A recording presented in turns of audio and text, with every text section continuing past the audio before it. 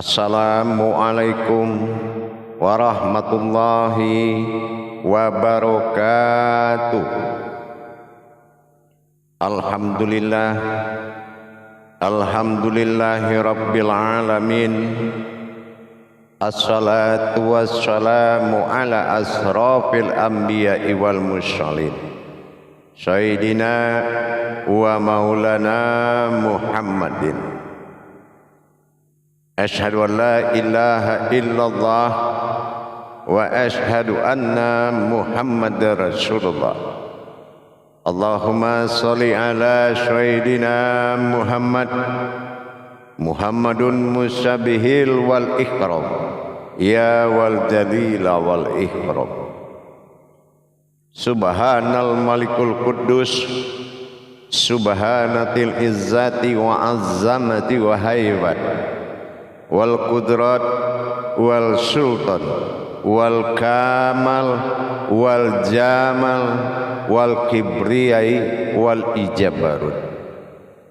Wala ya'futu wa la ya'budu abada. Suhubukum kudus surabuna wa rabbul malaikatihi wa ruhi. Subhanallah walhamdulillah wa la ilaha illallah wallahu akbar. Bersyukur kita kehadirat Allah dengan mengucapkan alhamdulillahi rabbil alamin atas segala limpahan karunia, rahmah dan hidayah. Sesuai dengan izin dan ridhonya serta dengan rahmat dan hidayahnya, kita dapat belajar, diberikan waktu dan kesempatan untuk beribadah kepada dirinya, sehingga menjalankan amanahnya dalam iman. Jelas sudah, karena kita awalnya sudah bermakrifatullah sebelum kita mengadakan ibadah kepada wujudnya. Bersalam kita takkan terlupakan. Marilah sama-sama kita sampaikan kepada junjungan kita Nabi Allah, Nabi al-akhirul zaman, Rasulullah Muhammad sallallahu alaihi wasallam. Atasnya kalimahnya kita kalamkan dengan menyatakan Allahumma sholli ala Sayyidina Muhammad wa ala alihi Sayyidina Muhammad. Alhamdulillah, bertemu lagi dengan saya Guru Mursyid Syekh Nur Muhammad Buya Irwan Maulana Al-Khalidi, Pasaman, Sumatera Barat. Tentunya dalam rangka meningkatkan iman dan takwa kita kepada Allah, marilah sama-sama kita berbagi ilmu dan wawasan. Insya Allah mudah-mudahan bermanfaat. Jamaah, para hadirin dan hadirat, kaum muslimin dan muslimat dimanapun berada, rahimakumullah. Berbicara mengenai ketentuan hayat dalam Islam adalah Tuhan. Berbicara asma Allah, bernama Tuhan kepada Allah. Allah adalah nama Tuhan, Muhammad adalah wujud bagi Tuhan. Sementara Tuhan adalah aku ada, wujud. Kalau kita bermuqarabun, yaitu menyatu menjadi satu, inilah innalillahi.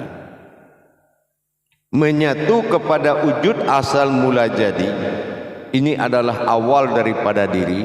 Illah, Tuhan, ba'dal tunggal, awal mula jadi.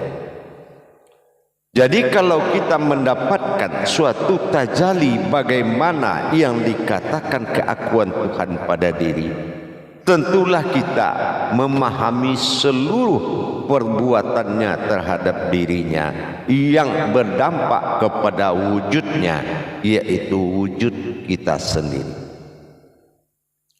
Memahami ketuhanan dalam diri atau dikatakan oleh sebuah diri, artinya adanya Tuhan dalam makom ketuhanan, umat dalam makom keumatan. Bukan artinya perbedaan antara umat dengan Tuhan. Kalau ini berbeda, maka sifat salbiyah akan bertentangan dengan ibadah. Apa salbiyah? Yaitu sifat yang dimiliki oleh ketunggalannya, yang tidak dimiliki oleh keumatan. Sementara ada umat dan ada Tuhan. Bercerita kembali kita melihat kepada puncak kebenaran ma'rifatullah. Ada sendi-sendi yang membuat kita bisa mentajalikan, yaitu sebuah wujud yang berjalan mentajalikan diri kepada asal mula jadi. Ini adalah tajalli Allah, itu bernama diri, yaitu rahasia sebuah diri. Ihdinas siratul mustaqim. Mana jalan lurus yang bisa mendapatkan mana Tuhan mana umat tadi? Jalan lurus yang tidak bersekutu dengan Allah, berdirinya diri rahasia yang bertajali kepada sifat kemanusiaannya, yaitu manusia yang tersirat dan berdiri lurus dalam wujud Tuhan.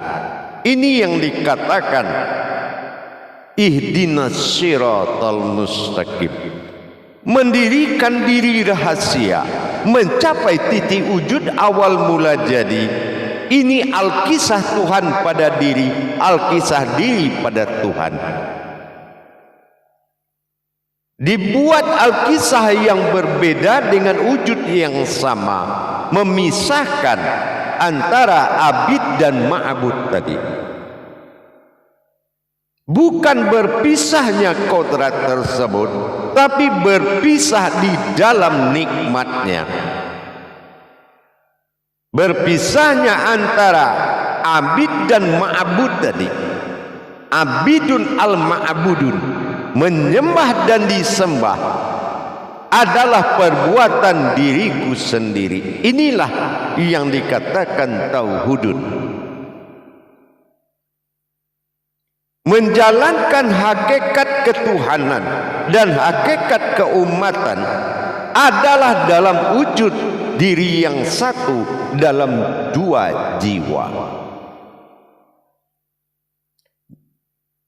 Dikatakan ini sebuah kodrat, adalah kodratullah yang membuat suatu kehendak di dalam iradatullah, dan nyatalah dia di dalam sebuah ilmu.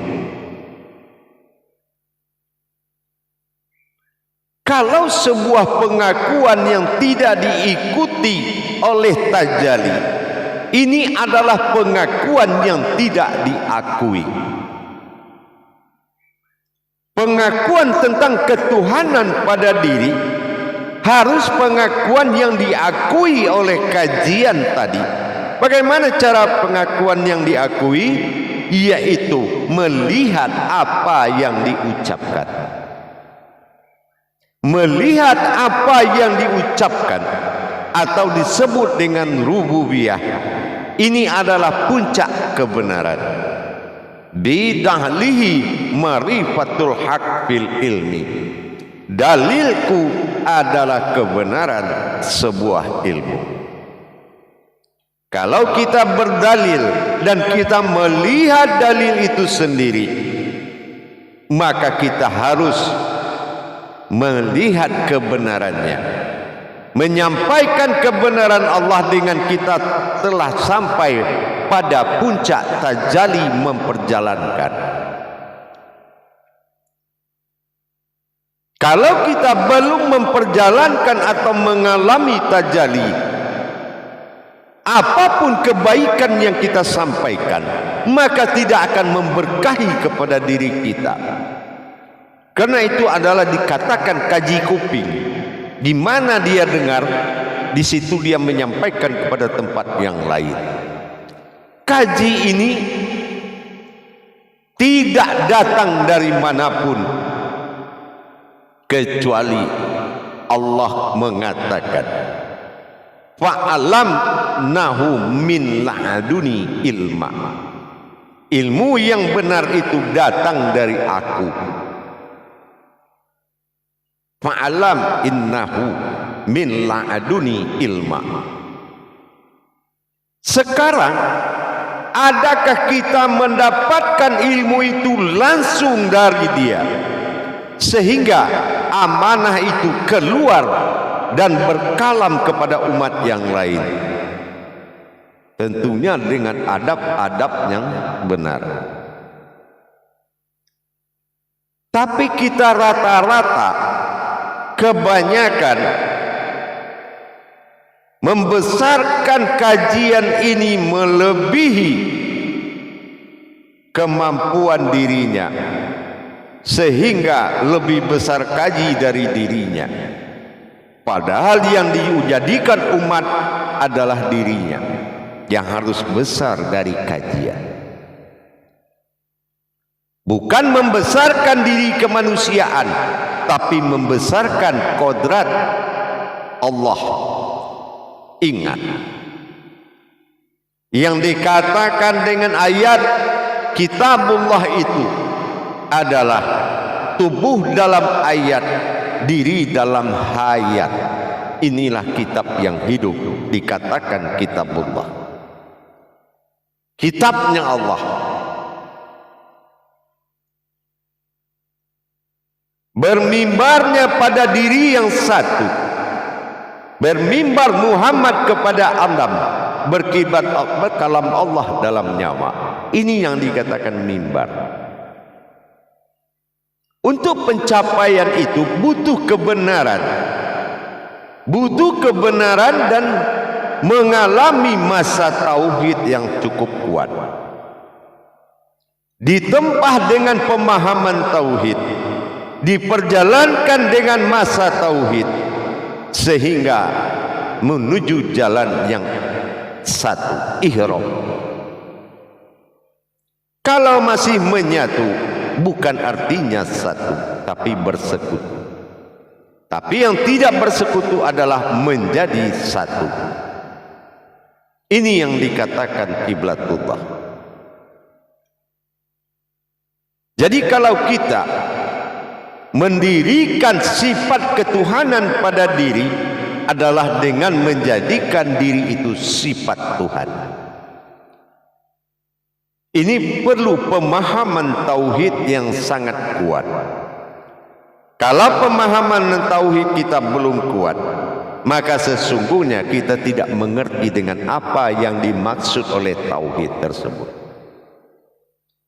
Pentingnya Allah tempatkan syahadat itu awal pertama dalam rukun Islam. Artinya al-malikul hakul mubin, ashadikul wa'adal amin. Maknanya asyhadu an la ilaha illallah wa asyhadu anna Muhammad Rasulullah. Apa yang ada di dalam tauhidin itu dan apa tugas tauhidin adalah tauhudun, yaitu menjadikan kembali menjadi satu. Kalau dalam ibadah kepada sifat ketuhanan, memang tauhid ini menjadi dua. Ada jiwa Tuhan, ada jiwa umat. Tetapi kalau dalam masa tauhudun, Allahudun wal Muhammadun, sesungguhnya dikatakan Muhammad abaduhu min rasuluh. Muhammad itu adalah diriku yang diutus. Aku mengutus diriku sendiri, hayatullah, Rasulullah Muhammad min abduhu wa rasuluh. Ini dikatakan tauhidun, pemahaman ketuhanan pada wujud yang satu dalam dua jiwa. Jiwa ketuhanan, dewan jiwa keumatan. Maka disinilah kita harus menjadikan satu PR, mendapatkan keakuan Allah pada diri kita. Karena akulah Tuhan yang bernama Allah, yang berwujud Muhammad. Ini adalah jabaran dari tauhid. Secara tauhid tidak dipisahkan lagi. Dalam memahami tersebut, mengenal kodrat-kodrat ketuhanan dalam diri, baik dalam bentuk wujud, wujud dan maujud. Ini adalah makom tauhidun yang tidak diberikan penamaan terhadap kajian tersebut. Ada berupa dan nyata, dituangkan dalam sifat manawiyah, kodrat, iradat dan ilmu. Apa kodratnya dan siapa yang beriradat dan siapa yang nyata? Ini kodrat, iradat, ilmu. Ini adalah tauhidun. Sama seperti kita memahami tauhidun ini, sama seperti kita dalam perumpamaan. Dulu kita seorang anak, bagi laki-laki atau perempuan, tiba-tiba menjadi seorang bapak atau seorang ibu. Apakah berbeda wujud yang pernah menjadi anak dan yang pernah menjadi bapak ini? Berarti dua jiwa sudah ada dalam satu kodrat. Begitu juga dalam masa ketuhanan dan keumatan. Siapa yang pernah jadi bapak, siapa yang pernah jadi anak? Aku. Begitu juga dalam tauhidun. Siapa yang pernah jadi Tuhan? Siapa yang pernah jadi umat? Aku. Ilahinas. Dengan demikian kita melaksanakan ibadah semakin mudah, mendirikan kodrat umat yang kujadikan untuk menyembah kepadaku. Siapa yang kujadikan? Wujud dari diriku bernama Muhammad berasal dari Ahmad. Maka tersinilah dia mendirikan. Mana Muhammad yang akan menghadap dipimpin Ahmad ke dalam wujud mula awal jadi? Allahu Akbar. Apa kata Rasulullah? Sallu ra'aitimuni usolli. Salatlah kamu seperti melihat aku salat. Bagaimana kita melihatnya? Wujudnya Muhammad. Itulah wujud yang zahir. Ikutilah zahirnya, dia pasti menuju kepada wujud mula jadi. Itulah keakuan tadi dalam hukum ketuhanan bernama Allah.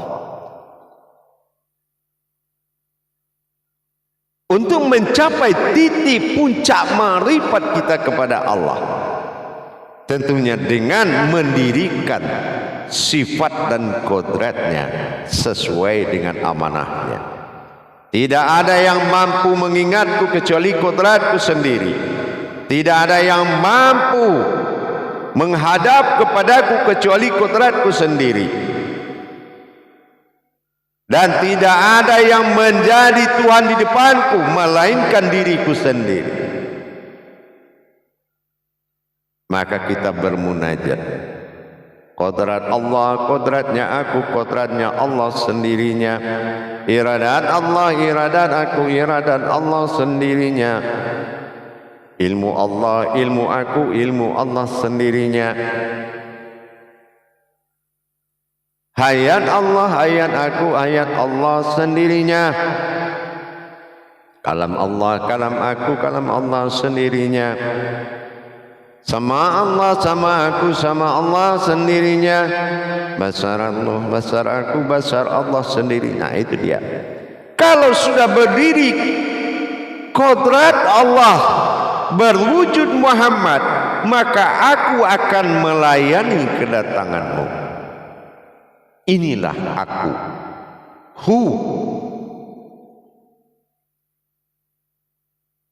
Dengan demikian